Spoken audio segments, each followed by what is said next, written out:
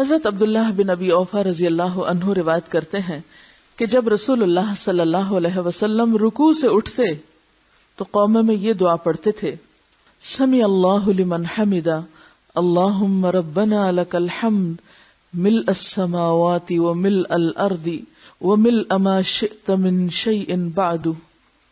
اللہ نے سن لی اس بندے کی بات جس نے اس کی تعریف کی. اے ہمارے اللہ، اے ہمارے رب، تیرے ہی لیے ساری تعریف ہے، آسمان و زمین اور ہر اس چیز کے بھراؤ کے برابر جو تو چاہے. یعنی میں تیری تعریف کر رہا ہوں اتنی جس سے آسمان بھر جائیں، جس سے زمین بھر جائے، اور پھر اس کے بعد جو بھی چیز تو چاہے بھر جائے، کیونکہ ہمیں تو پتہ نہیں اس کے بعد اور کیا. ہم تو آسمان و زمین ہی کو جانتے ہیں نا، بس یہی نام آتے ہیں، ہمیں کیا پتہ ان آسمانوں کے پیچھے کیا ہے. اور آپ نے بہت سی چیزیں ایسی پڑھی ہوگی کہ آج کے دور میں بھی جو لوگ کائنات کا مشاہدہ کرتے چلے جا رہے ہیں، ان میں سے بعض نے تو بالکل گھٹنے ٹیک دیے کہ ہم جتنا آگے جا رہے ہیں ہماری جہالت میں اتنا اضافہ ہو رہا ہے. تو اسی لیے آپ صلی اللہ علیہ وسلم کس طرح اللہ کی تعریف کرتے تھے، وہ مِلْءَ مَا شِئْتَ مِن شَيْءٍ بَعْدُ، کہ اللہ اس کے بعد اپنی تعریف سے تو جس چیز کو چاہے بھر دے، وہ تیرے علم میں ہے کہ وہ کیا کچھ ہے.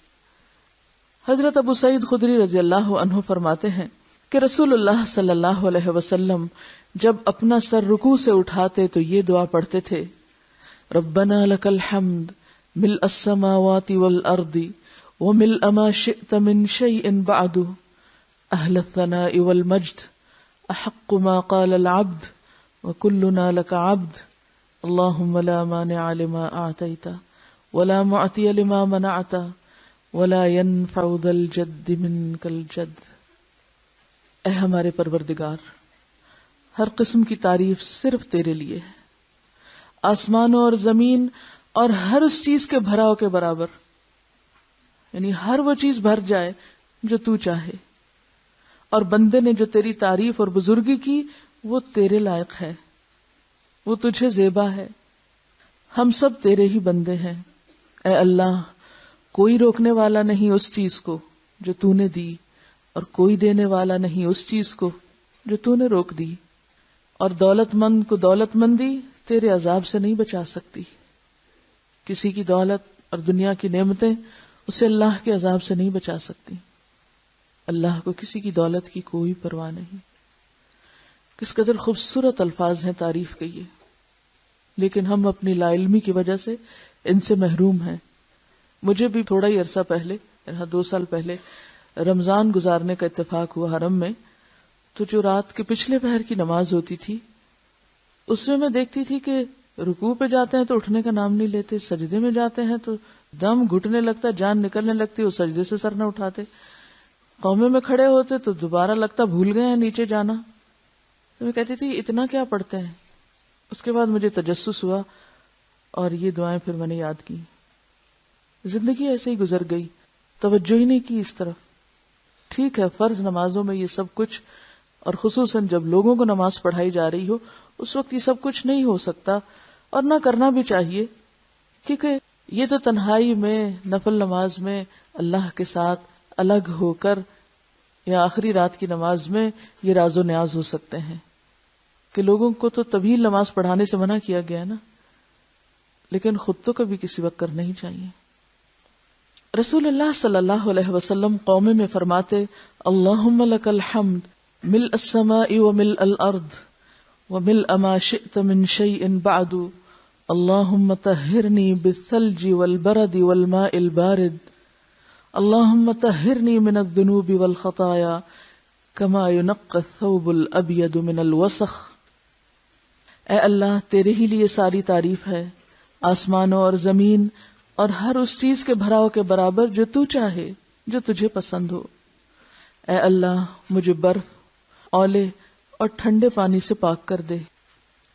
اور پہلے بھی میں ذکر کر چکی ہوں کہ جب تک آپ برف باری دیکھیں نہ اور ٹھنڈے پانی کے فوائد جانے نہ، اس معنی کو بھی نہیں سمجھ سکتے کہ جو صفائی برف باری کے بعد ہوتی ہے اور سردی کے بعد ہوتی ہے وہ عام سادے پانی اور سادی بارش سے بھی نہیں ہوتی.